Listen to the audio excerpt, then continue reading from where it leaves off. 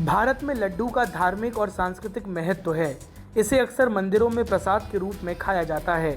त्योहारों, फंक्शन और धार्मिक आयोजन में भक्तों के लिए लड्डू का प्रसाद काफ़ी बांटा जाता है।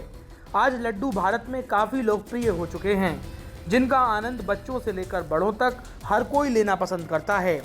माना जाता है कि लड्डू सबसे पुरानी भारतीय मिठाइयों में से एक है। ये सदियों से भारतीय व्यंजनों का अभिन्न अंग रहा है। लड्डू नाम सांस्कृतिक शब्द लड्डुका से लिया गया है, जिसका अर्थ है छोटी गेंद। लड्डू का जिक्र महाभारत और रामायण जैसे प्राचीन ग्रंथों में भी होता है। इन ग्रंथों में लड्डू को मोदक कहा जाता है। इन लड्डुओं का इतिहास काफ़ी रोचक है। जी हाँ, इसका दिलचस्प किस्सा आपको बताते हैं। इतिहासकारों के अनुसार लड्डू बनाने की शुरुआत 4वीं शताब्दी ईसा पूर्व में हुई। उस समय लड्डू का आविष्कार महान भारतीय चिकित्सक सुश्रुत ने किया था।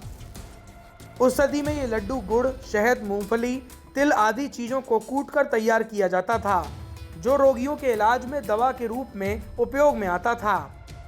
लड्डू को चोल वंश में सैनिक गुड लक मानते थे। वो जब भी युद्ध के लिए निकलते थे, अपने साथ लड्डू लेकर जाते थे।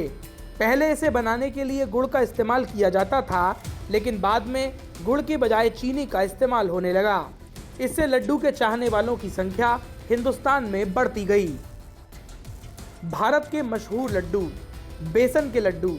हमारे देश में बेसन के लड्डू लोगों के फेवरेट मिठाई होते हैं।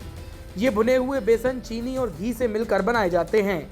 इसका आनंद किसी भी अवसर पर लिया जा सकता है।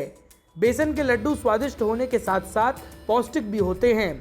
बेसन प्रोटीन, फाइबर और जटिल कार्बोहाइड्रेट का एक अच्छा स्रोत होता है।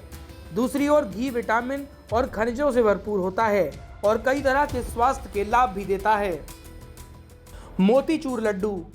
मोतीचूर शब्द हिंदी के मोती से बना है, जिसका अर्थ है मोती, और चूर, जिसका अर्थ है टेढ़ा मेढ़ा, जो मिठाई की बनावट को दर्शाता है। ये लड्डू बेसन की बूंदी से बनाया जाता है। बूंदी को लड्डुओं का आकार दिया जाता है और फिर चीनी की चाशनी में भिगो दिया जाता है।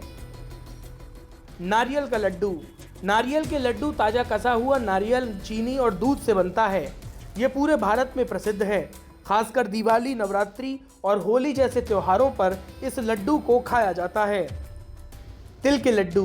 तिल के लड्डू को तिलगुड़ लड्डू या तिल के बीज के लड्डू के नाम से भी जाना जाता है। लोग इसे सर्दियों में खाना खूब पसंद करते हैं।